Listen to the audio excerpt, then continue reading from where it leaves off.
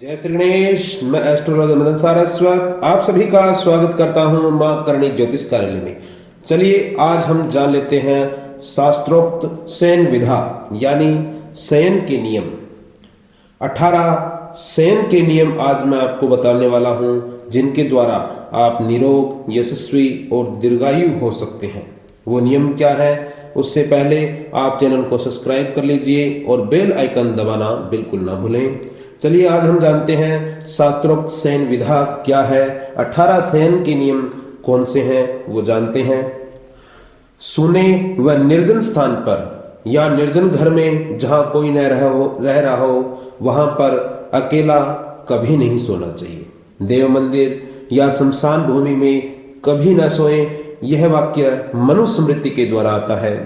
किसी सोए हुए मनुष्य को अचानक नहीं जगाना चाहिए, इस बात को विष्णु स्मृति कहती है। विद्यार्थी, नौकर और द्वारपाल इनको अधिक समय तक नहीं सोना चाहिए। अगर अधिक समय तक सो रहे हैं तो इनको जगा देना चाहिए। इस बात को चाणक्य नीति प्रमाणित करती है।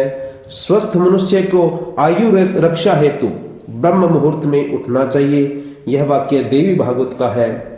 बिल्कुल अंधेरे कमरे में कभी न सोएं। यह वाक्य पद्म पुराण का है।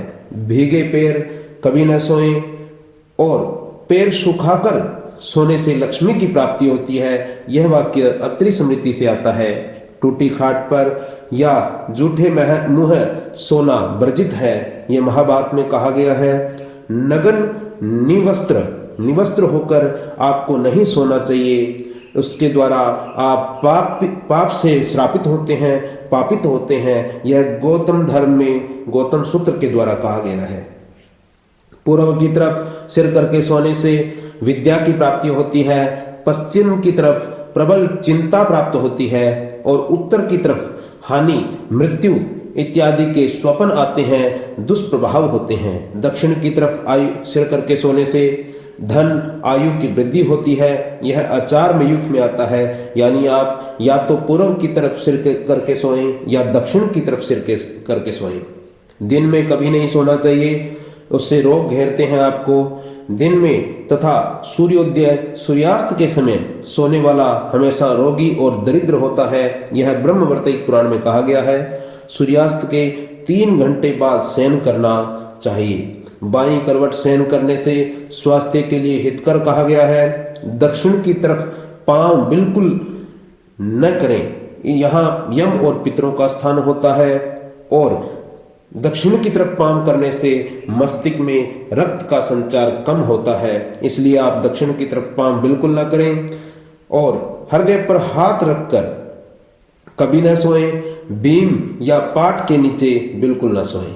सैया पर बैठकर खाना कभी न खाएं, यह अशुभ माना जाता है। ज्योतिष शास्त्र में एडवाइस दी जाती है कि आप सैया पर बैठकर खाना न खाएं।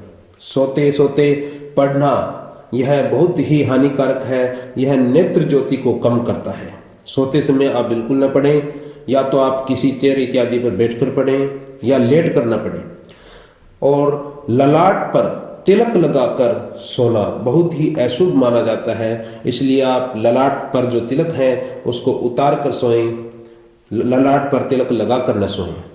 इन 18 नियमों को अगर कोई व्यक्ति करता है, इन नियमों को करने वाला व्यक्ति यशस्वी होता है, निरोग होता है और दीर्घायु होता है। इन 18 नियमों को करने वाला दीर्घायु हो जाता है। भगवान श्रीमन नारायण की बहुत कृपा रहती है। और प्रातः समय आप उठने के पश्चात, शयन से जागने के पश्चात श्रीमन नारायण का जप करें, अपने इष्ट देव का जप करें और अपने हितकर कार्यों में लगें।